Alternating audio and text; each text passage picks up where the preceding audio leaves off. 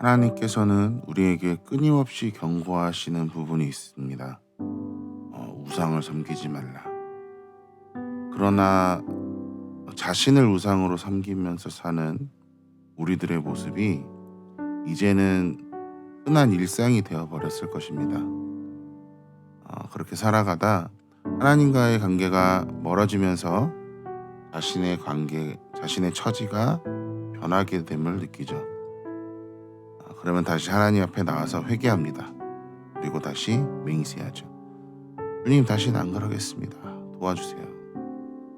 그런데 진짜 조심해야 될 게 있어요. 신명기 23장 21절에서 23절이나 민수기 30장 2절을 보면 우리가 서원한 것들을, 우리가 하나님 앞에 맹세한 것들에 대해서는 반드시 행해야 한다고 말씀하세요. 맹세한 것을 반드시 지키라고 말씀하신 거죠. 우리가 기도하면서 하나님 다시는 안 그러겠습니다 라고 이야기하면 그것을 반드시 안 해야 된다는 거예요. 안 한다고 했으면. 그런데 오늘 말씀을 보면 맹세를 아예 하지 말라고 해요. 예수님께서 맹세를 하지 말라고 이야기하십니다. 저희는 이 말씀을 묵상하면서 차라리 예수님께서 야, 맹세하지 마. 야, 차라리 그럴 거면 맹세 같은 거 하지 마. 이렇게 말씀하셨다고 좀 생각이 들었어요. 왜냐하면 우리가 신앙생활 하면서 지키지 못하는 것들이 얼마나 많아요. 근데 하나님 뻔히 아시는 거예요. 예수님 뻔히 아셨던 거예요. 야, 너 또 맹세하는구나. 너 그 같은 맹세를 도대체 몇 번 하는 거야? 좀 이렇게 좀 마음이 왔어요. 이 말씀에 대해서.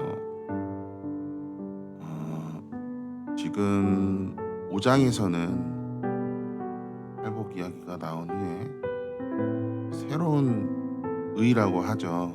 기존 율법을 어떻게 새롭게 이해해야 하는지 그 부분에 대해서 예수님이 말씀해 주고 계시는데 우리가 기억해야 될 게 있어요.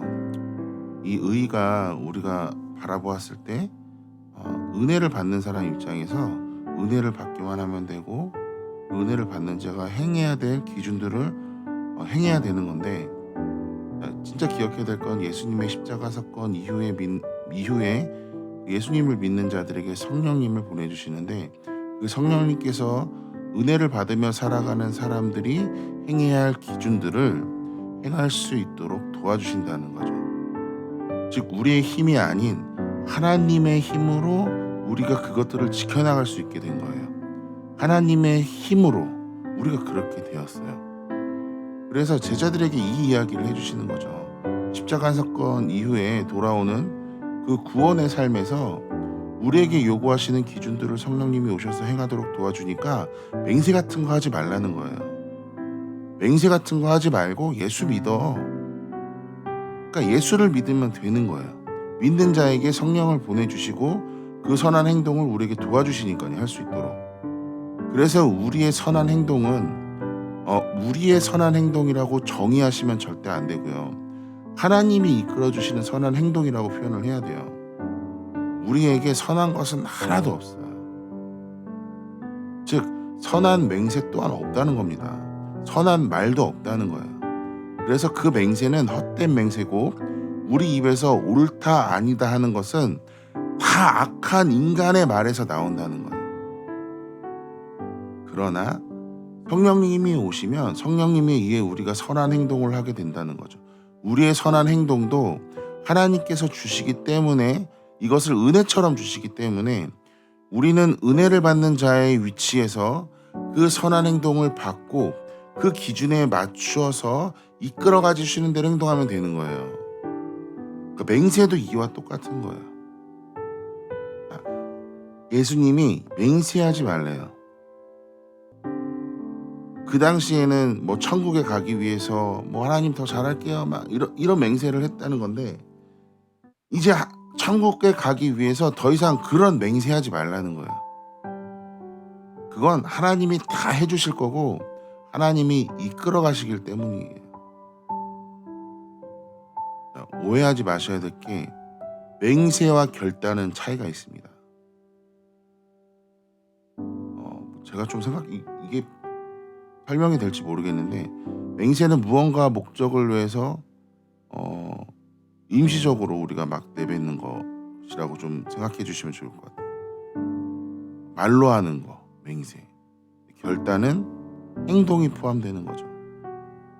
우리가 하나님 앞에 결단하자 이 말을 하는 이유는 우리가 그 행동을 그렇게 지킬 수 있어서가 아니라 우리가 결단하면 정말 그러한 마음을 품으면 하나님께서 이끌어가 주시기 때문이에요. 율법을 주신 목적은 선악과를 주신 의미를 볼 때 파악할 수 있습니다. 하나님은 먹지 않은 선악과를 보면서 아담과 하와가 얼마나 하나님을 사랑하는지 보셨어요. 이제 헛된 우리의 맹세보단 보내주신 예수님을 더 믿으며 사는 모습에서 하나님은 우리가 얼마나 사랑하는지 느끼실 겁니다. 그 예수님을 믿는다는 것은 말로만 믿는 것이 아니라 행함이 항상 같이 따라와야 한다는 것을 기억하셨으면 좋겠어요. 오늘 하루도 하나님의 기뻐하시는 모습을 생각하면서 예쁘게 하루를 보내시기를 기도하겠습니다.